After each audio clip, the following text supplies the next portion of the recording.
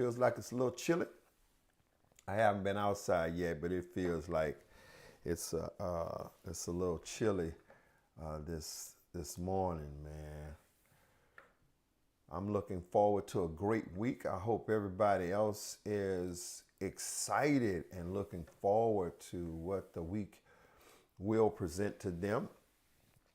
It's gonna be a good one, y'all. It's gonna be a good one. Man, we had an amazing service on yesterday. I am still super excited about what occurred and what happened. I believe the Holy Spirit, the Word, talks about how the presence of the Lord will show up, and when we create God a space to reside or to live in. I think it's Psalms 22, I believe, where it says God inhabits the praises of Israel, the praises of his people.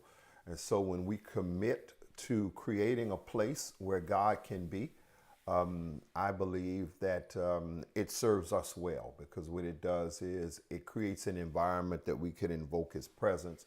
And wherever the presence of the Lord is, that's where I want to be, y'all. So everybody, man, if y'all was at service yesterday, man, let me know, man, if y'all felt the same way about the service. It was super anointed, great environment. I think the confession was amazing. If y'all was there on yesterday and y'all enjoyed it, even if you watched it over on social media, if you was on our YouTube channel or our Facebook page, if you watched the service yesterday, just let me know what y'all think, man. Just let me know what y'all think. I am really elated by the interaction of the Holy Spirit. You know, I tend to stop quantifying or measuring things by societal means anymore. You know, that's how I used to measure things. I used to measure things based on what society was said was best or was better, or what was good or was successful and all that kind of stuff. And I've come to find out that some of that stuff is it's either selfish or self-centered. You know what I mean? It's like the truth of the matter is that sometimes success has got to be determined by us, right? It's got to be determined by us. You can't let society determine for you what success is. That's never gonna be a good thing, right? Because if if you don't want if you don't want a big old house for the and this, I'm gonna use a dwelling where you live. If that's not your desire, because some people don't want to live in a big old house, all right. And if you don't live in a big house, that doesn't mean you're not successful. If you good with that apartment, man, live in that apartment and live life well.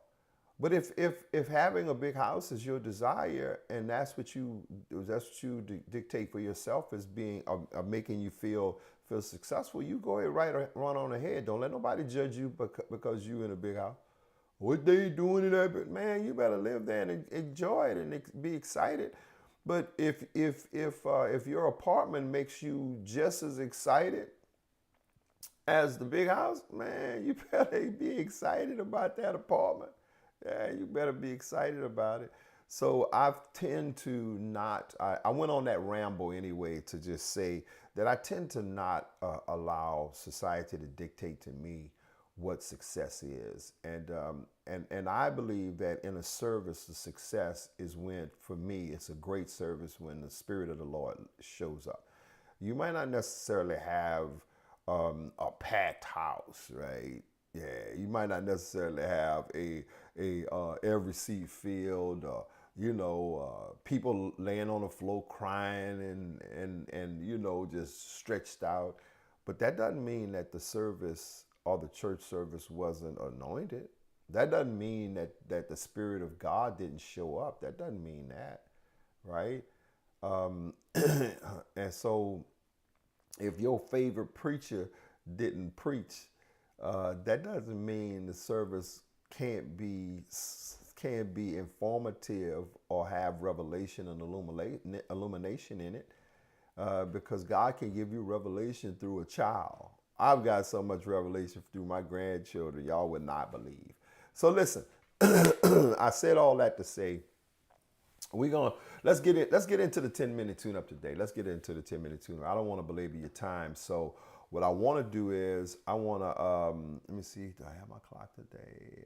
Yeah, I'm gonna start my clock. I'm gonna put my clock up today. I didn't do it last week for some reason. I went back and looked at the post. I didn't have my 10-minute. I didn't have my clock up, but that's okay.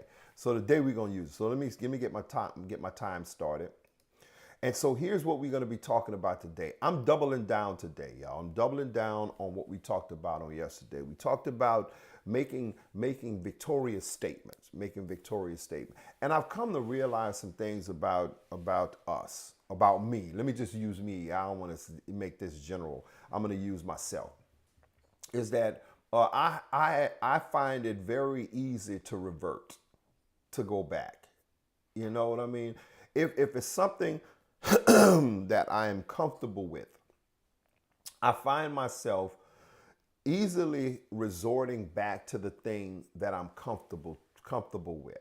Even though I might want change and have an expectation for change, for me it's really become sometimes so easy for me to go back and do the thing that I'm acquainted with, that I'm comfortable with, that I'm familiar with. It's very easy for me to do that. There's a saying or a study that says that if you want to continue to do something, you got to do it at least 30 days, right? Because after 30 days, it usually becomes habit. If you can do something in 30 for consistently for 30 days, you can inevitably. It's not definite, right? But it's more likely it will become habit for you if you can do it for 30 days. And I think that based on what we talked about yesterday and based on the service yesterday, we got to take these next 30 days, man, to begin to make that statement of victory that we rehearsed yesterday, that we spoke yesterday. We got to make that habit for us, the way we talk, the victorious talk that we make. So in other words, what I'm saying is I'm going to give you some things that I want you to consider in moving forward and having these statements of victory and making this a part of your daily living. So number one, like I said, that you got to rewind, you got to go back. If you find yourself not saying the right things, because now I want you to start monitoring. You gotta go back. You got to rewind. Say, okay, I got to go back to saying the right thing again. I got to go back to doing it because we can fall off. Because like I said, when you become comfortable with something, man, when you become comfortable with something, it's so easy to slide back into that place of comfort. So now I got to rewind. I got to go back to saying the stuff that is going to really write the chapters of my future, right? I want to be able to begin to start writing the chapters of my future, and I'm going to do that with what I say. And that takes reconditioning. It takes reconditioning. In other words, it takes intentionality. I got to work on my mind to say and to think the right things. I got to work on my mind to do that. That's not going to happen overnight, y'all. It's not going to. And I know many of us, we try our level best. We try our level best to really stay positive, to speak positive. We try really hard to do that. But there's some areas where we need reconditioning in, and when it comes to saying and speaking the right thing. And so, you're going to have to work on that. All of us going to have to work on it. I'm going to have to work on it. Yeah, I'm going to have to work on it, right? And then we also we got to watch our remarks. Cuz here's the thing. Sometimes the conversations that we have can lead us into undermining and saying things that's really not proper if you are looking to have a remarkable future. Yeah.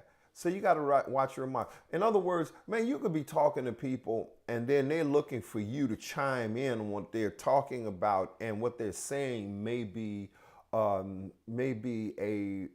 conversation of negativity. You got to watch that. You got to watch that. So you got to watch your remarks. Don't be so quick to respond to amen what people are saying, especially, watch this, especially when it doesn't line up with your future and what you're looking for in the future, what you're trying to say and what you need in the future. God had to correct Jeremiah, right? He says, listen, here's what I have for you. I have ordained a task for you, and that the ordination of the task was done even before you was born. When I formed you in your mother's womb, I ordained you to be a prophet. That's the purpose that I have for you. And Jeremiah's remark to God was this. He says, I can't do that because I'm a child. God shut him up, shut him down. Okay, don't make them kind of remarks. Don't say you no child. Yeah, don't say that. Sometimes when it comes to us interacting with the people that we love and people that surround us, they don't mean no harm, because what they have been cultivated in, their consciousness has been so ordered or so structured around how society thinks, how society performs, that they do things not even knowing it. It becomes second nature to them, right? It's like, okay, it's like them brushing their teeth. It's always, it's easy for them to kind of have those conversations and kind of throw things out. And I'm gonna give y'all an example of what I mean, right? In a minute. I got a great example. I have a current example. So the remarks, that you have with others on statements that they might make. You got to tailor those remarks to make sure that those remarks are not subversive. They don't undermine your ability to have the great future that you're looking for. And so that leads me to the last one, which is that you have to daily rehearse those things that you're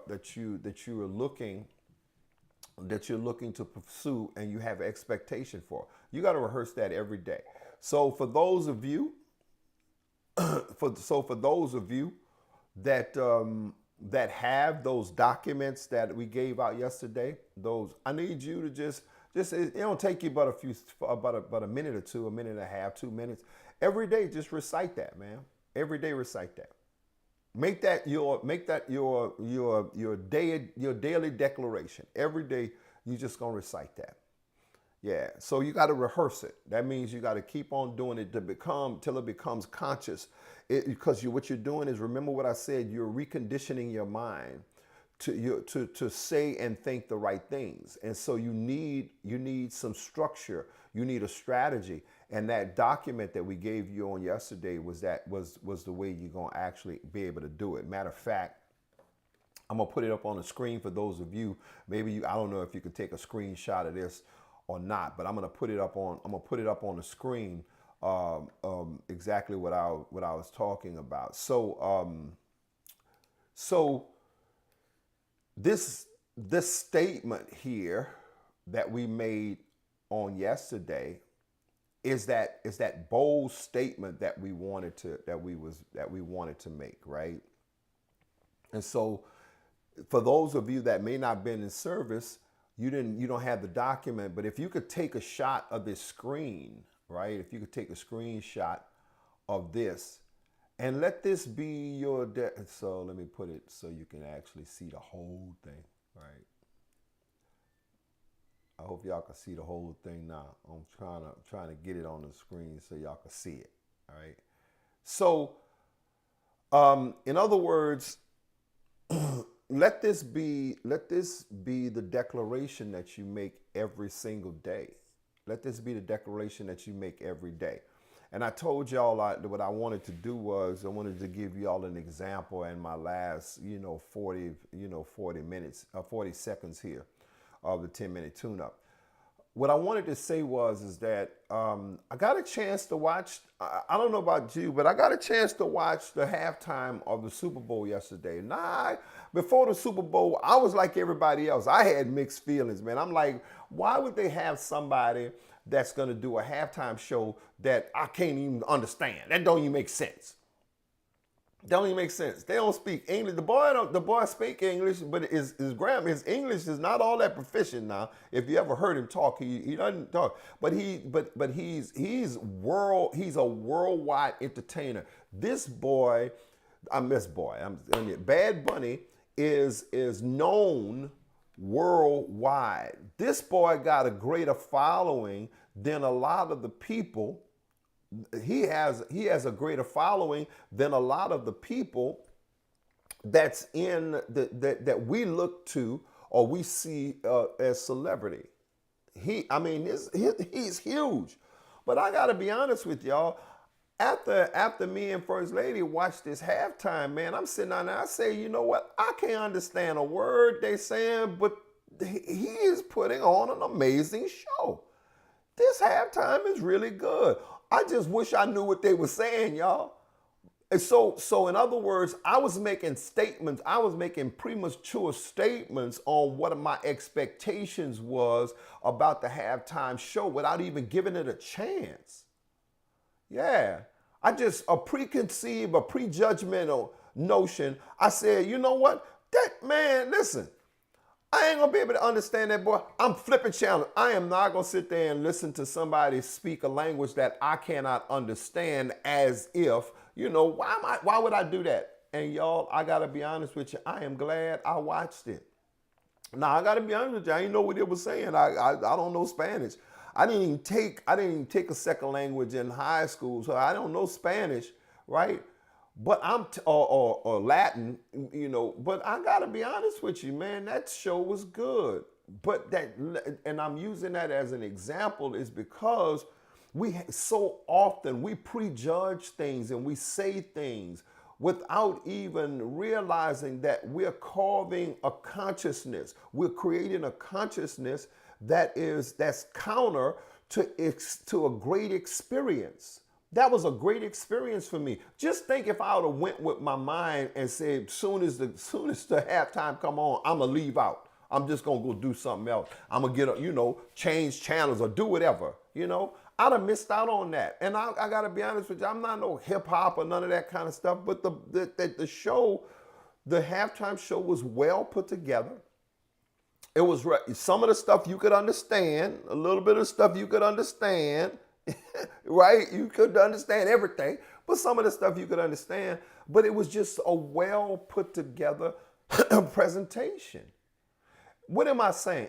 What I'm saying is that we gotta be careful of prematurely making statements that can undermine our ability to have a great future and a great experience.